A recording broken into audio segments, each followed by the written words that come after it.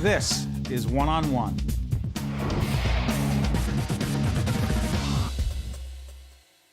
We are proud to introduce the $50,000. That's the biggest prize there is at the Russell Berrie Awards for making a difference. Our $50,000 winner, Regina Coyle.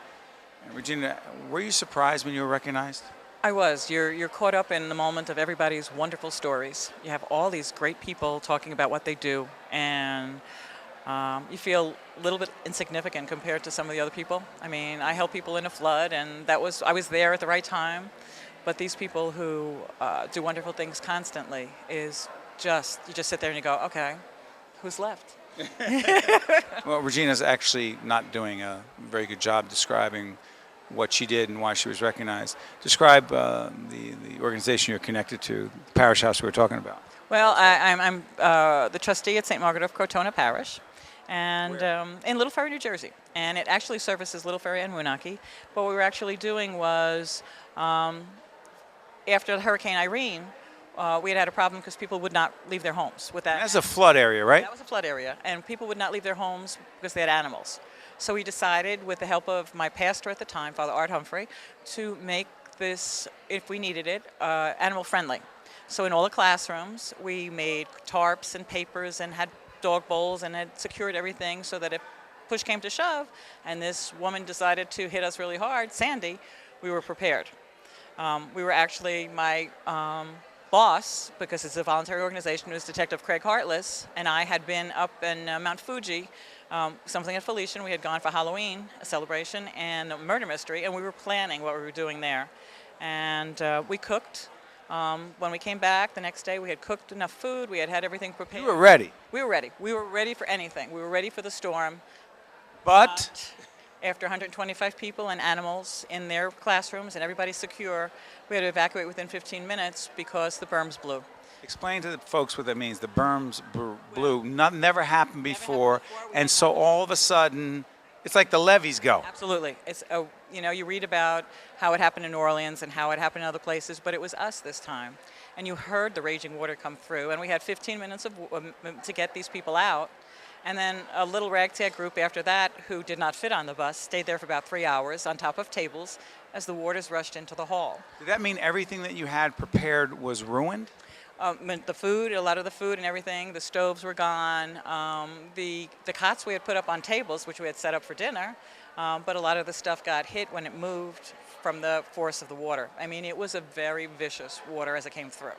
So you don't give up at that point, do you? I refuse. What do you do? I'm a little Polish, a little bit Irish, and I refuse to do it. And a lot Catholic? A lot Catholic. I checked on my folks who were on one side of town. I knew their house was adversely affected. I had 6 feet of water and found a 3-foot carp in my basement a couple days later. Did you lose your car too? I lost my 2 cars. And as did most people in Little Ferry, because that's the way everybody got around. But my folks I checked on, and my dad and mom refused to leave the house. So my sister, who lives in New Providence, went up to Vermont and picked up a couple of generators, came back a couple days after we sat there with a little generator, and we survived. We put the generators to use. We heated Mom's house. I spent most of my days there, back and forth, checking on everything, and then people came to clean the church. They were there at the outset of the storm, so we knew that they were like storm chasers, but they were there to help us clean up. And we asked them to start at the hall first. But hold on. You started getting people to come in to the parish hall, and at a certain point, between 250 and 300 people were coming into the parish hall as their place, that's where they were. That was it. Actually, St. Margaret's is the center of the town, perhaps.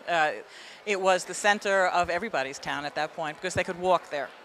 And they came with their carts and anything that they could bring. And people who heard that we needed it, Steve, came out and supported us no matter what. We had people cooking for us. We had people dropping off food, little things like paper towel and toilet tissue and just food that you could get through without cooking. We needed peanut butter and things like that. They dropped off cases. It came through UPS. It came through Walmart brought water in. The places brought cleaning supplies. What was your role? I was the mouthpiece.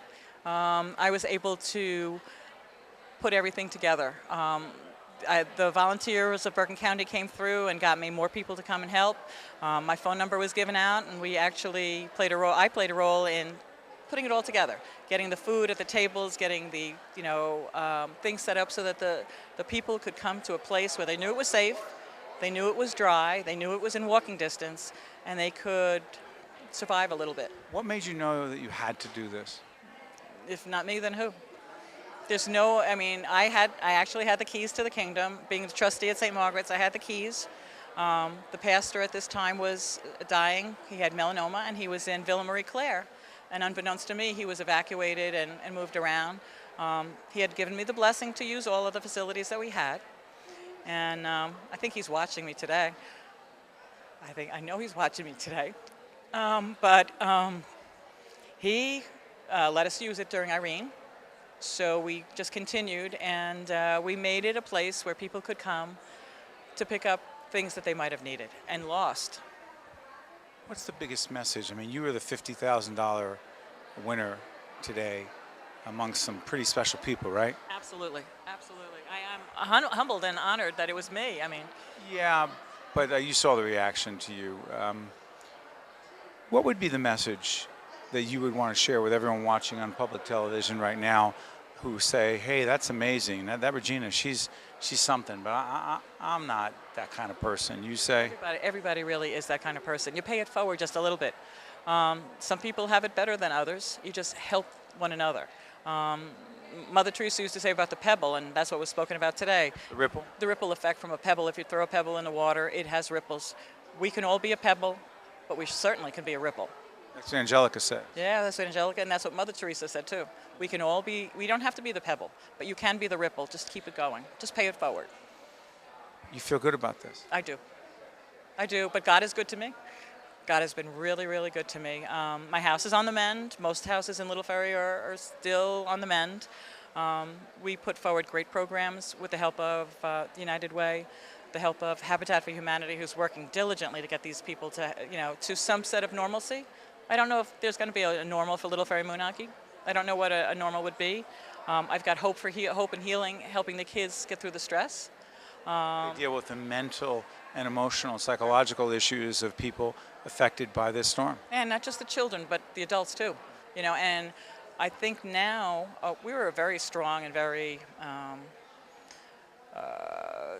Nobody wanted the work to be done in their homes because it was messy, and a lot of the people are very proud. My problem is now is as this heat comes, we're going to have more mold coming up the walls. So our people are in it for the long run. You are a role model for all of us, and you make a huge difference, and you embody everything that the Russell Berrie Award for Making a Difference was created to accomplish. So congratulations.